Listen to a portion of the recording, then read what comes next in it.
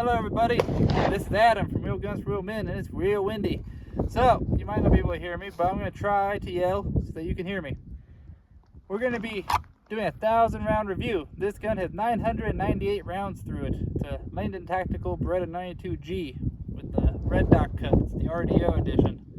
So, the next 2 rounds will put us over, or at 1,000. The third round from now will put us over 1,000. We're going to be doing 3 drills, twice each. 2 of the drills are 6-round drills. It's a bill drill and a plate rack. We're also doing Mozambique. So, we're going to be shooting this gun about 30 rounds, more or less, but it's going to be a good time. We have a little timer right here, and we're going to show you the holes in the paper and show you the time. And my cameraman is going to be honest in case I forget to do that. And let's get going.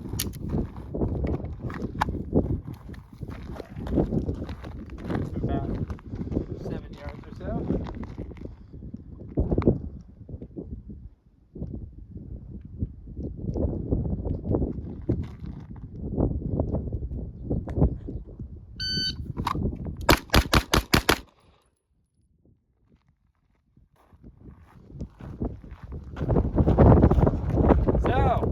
First shooting drill of the day. Didn't do so hot.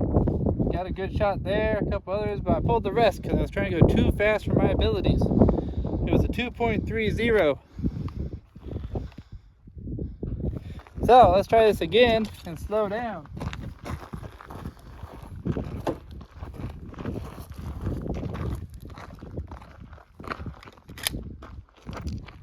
So we have 3 holes right now. So hopefully we have 9 by the time we're done with this.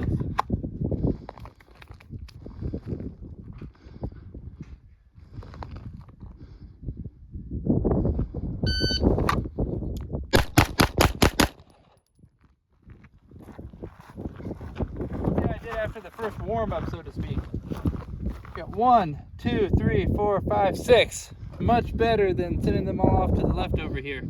So after I got my warm-up in, I was able to control the recoil and manage it pretty well. It climbed a little bit, but I kept the gun centered, and we have mostly A-zone hits. These are kind of on the line, but that was a much better go-around. And because I took the time to make sure the dot was where I wanted it, and to let it reset, to let the muzzle reset after each shot. So it's 2.74, so about a half a second slower altogether, but much more accurate.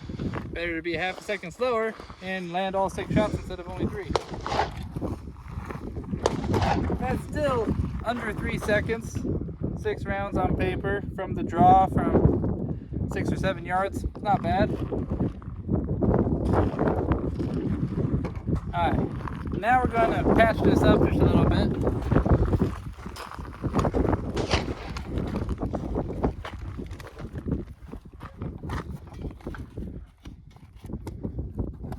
Because we're going to be doing a Mozambique on the same target. I'm going to do that twice.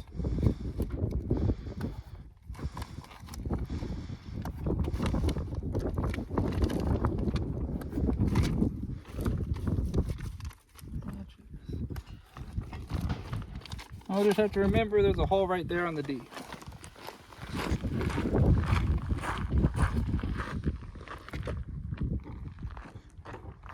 Okay.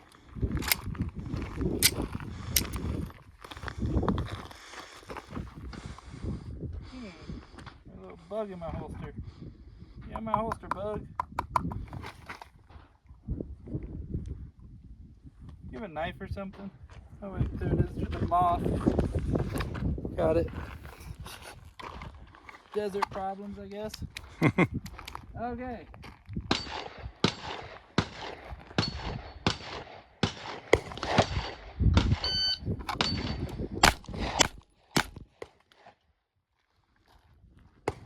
Slow this time to make sure I actually hit everything. 1, 2, 3. Nice and centered. Not quite in the A box right there, but these ones are. 2.73, which is very slow for a Mozambique, admittedly, but it's a good baseline. now. We got 3 more rounds already loaded. We'll do this again. See if we can speed it up a little bit.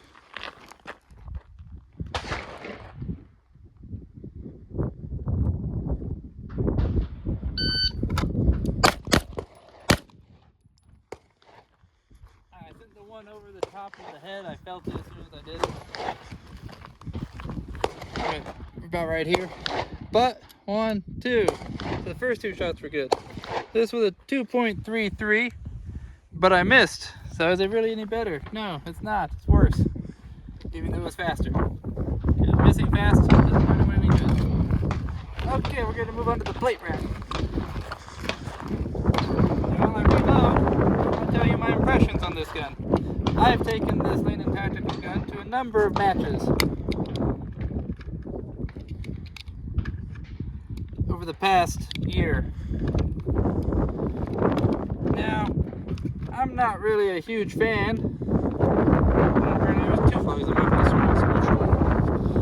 Anyways, I've always been a big fan of 92s, and I like Langdon. Ernest Langdon does a great job slicking them up. I got this one because I wanted a lower red dot cut than the standard cut offered by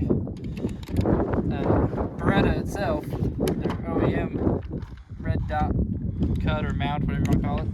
It sits high. This one, it's a lot easier to acquire from the draw. It's more natural. You just point it like you would normally, and it's where it is, just like where the iron sights would be. Point shooting would end up. All in all, I'm very pleased with it. We're now over 1,000 rounds, 0 malfunctions. It's also buttery smooth. The double action pull is super good. Single action pull, also super good. It's 3.5 pounds according to my pull gauge. However, we also have to consider the double action pull, which is admittedly over 8 pounds. I'm guessing closer to 9, but it is super smooth. Now the other thing about this gun is it has a Langdon Tactical custom part in here that, unlike on the Berettas, which have a longer reset, it shortens the reset to about 1/10 of an inch in single action mode, so between each shot after the first shot. And so it's easy to touch off a second round if you're not used to this. Like, I sent a couple, uncontrolled pairs downrange the first few times I took this gun out, but now I haven't done that in a long time because I'm used to the trigger reset and the weight. Anyways, let's do a couple plate rack drills and then we'll end this video.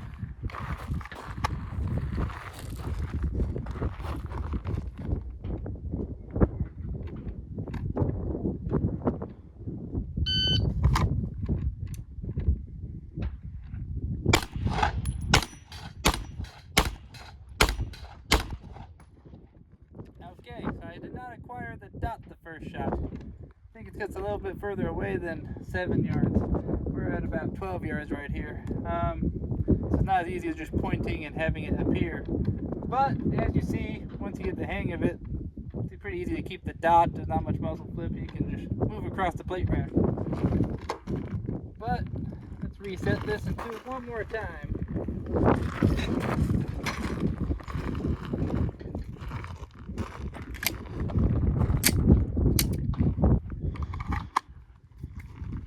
So that was 8 seconds, which is terribly slow. When I have my 1911, I can normally do that in about half that time, maybe even less.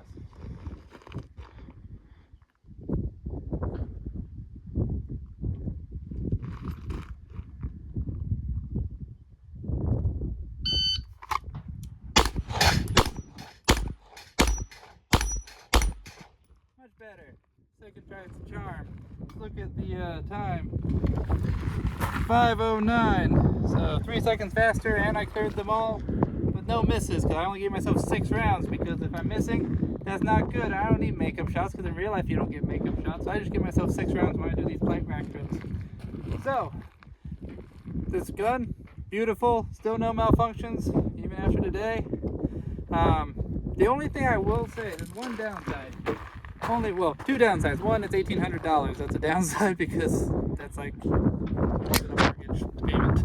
But the other downside is because of the open top design where this, barrel is exposed and there's no, slide material covering it, it gets really hot, so you can't really grab it here easily when you want to rack it. You can rack it from underneath, but it's a little bit hard. There are nice forward slide serrations, so you can do this, but it is kind of awkward racking it. You don't want to grab it back here and decock back necessarily, especially if you have a safety version. This is decocker only, so it's not much of a problem, but don't want to re-engage the safety on an FS model.